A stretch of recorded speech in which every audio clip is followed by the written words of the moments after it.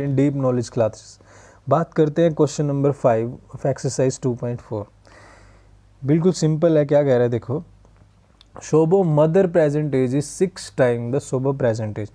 शोभो की present as कुछ भी है, मान लो 4 ईयर है, ठीक है, तो उसकी मदर की प्रेजेंट एज क्या होगी, इसकी 6 टाइम है, यानी मदर की एज क्या हो जाएगी 24 होगी। क्लियर, ये कंसेप्ट है स्टार्टिंग का। एज पता नहीं हमें क्या है, आगे चलते हैं। अब शोभो एज 5 ईयर्स फ्रॉम नाउ, जो शोभो की अब से 5 साल बाद एज होगी, यानी अगर शोभो अब x ईयर का है तो 5 साल बाद वो x+5 का होगा, ना कि वो 5x का होगा, तो ये गलती मत करना। Will be 1/3 of his mother present age, तो 5 साल बाद जो उसकी एज होगी वो अपनी मदर की प्रेजेंट एज का 1/3 होगा।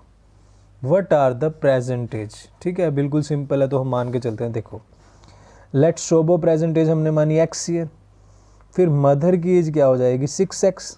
Clear, after 5 year there edges, after 5 साल के बाद हम क्या करते हैं, शोभो की एज निकालते हैं। शोभो क्या है x+5, हमें मदर की निकालने को नहीं बोला, हमें शोभो की निकालनी है। देखो इसने बोला हुआ है कि Shobho age 5 year from now will be the 1/3 of his mother present age. तो अकॉर्डिंग टू क्वेश्चन अब चलते हैं। देखो अकॉर्डिंग टू क्वेश्चन, तो शोभो की एज क्या है x+5, ये किसके इक्वल है 1/3 of his mother present age. Mother की प्रेजेंट एज क्या है 6x।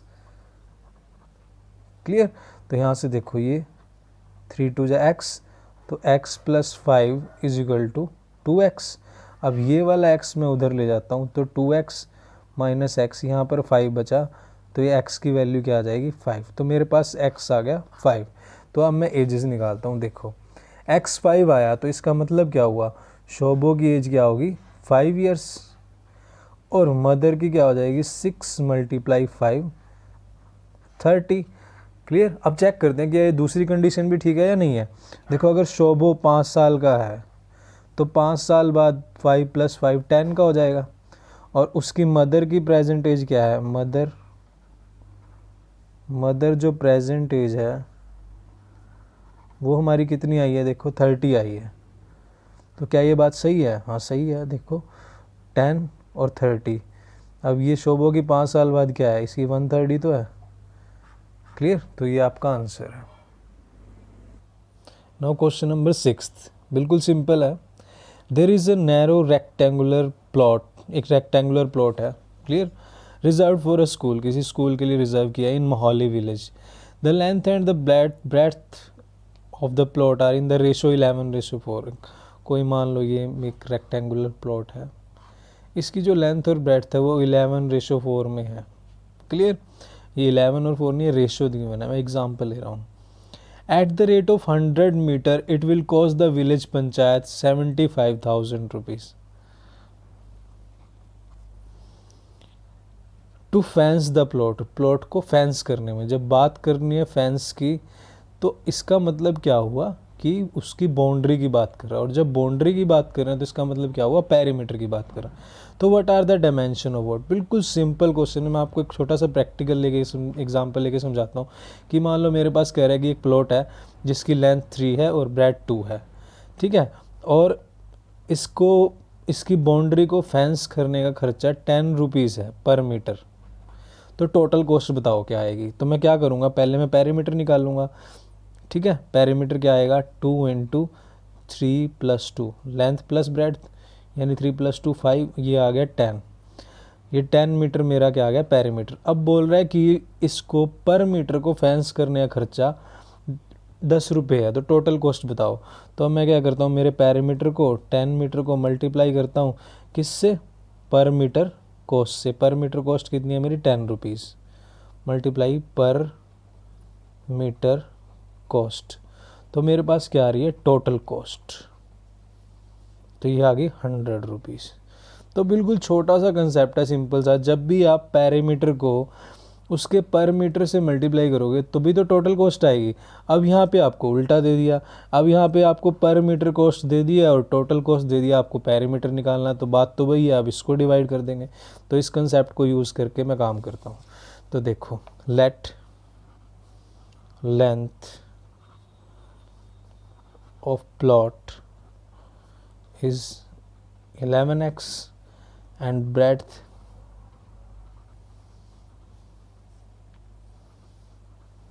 (4x). तो therefore perimeter of plot 2 into 11x plus 4x, क्योंकि perimeter क्या होता है 2 into length plus breadth। तो ये हो जाएगा 11x plus 4x 15x and multiply 2, तो हो गया मेरा 30x perimeter। तो अब अकॉर्डिंग टू क्वेश्चन देखो, अगर मैं पेरीमीटर को मल्टीप्लाई करूं किससे, पर मीटर कॉस्ट से, तो मेरे पास आती है टोटल कॉस्ट। आप इसको प्रैक्टिकल भी इमेजिन कर सकते हो, छोटी सी बात है। तो मुझे डायमेंशन निकालना है, तो मेरे पास सब कुछ गिवन है, देखो ये भी गिवन है, सब कुछ गिवन है मेरे पास। तो मैं क्या करता हूँ, देखो पर मीटर कॉस्ट मेरे को कितनी दी हुई है 100 रुपीज़, तो मैंने यहाँ पे लिखा 100। पेरीमीटर मुझे दिया नहीं हुआ, तो पेरीमीटर यहीं मल्टीप्लाई में।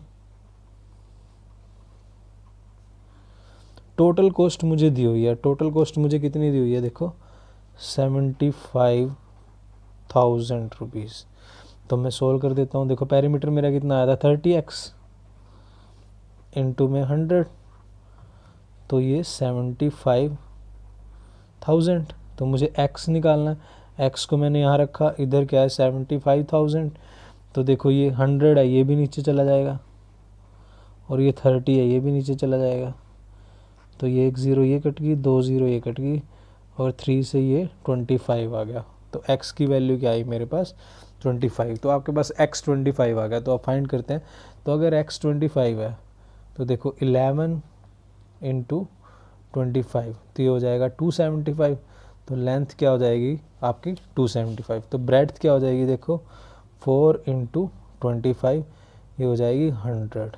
क्लियर। तो यानी आपके पास आंसर क्या आया, लेंथ आई आपके पास 275 मीटर और ब्रेड्थ आई आपके पास 100 metre. So thank you very much. Please like, share and subscribe.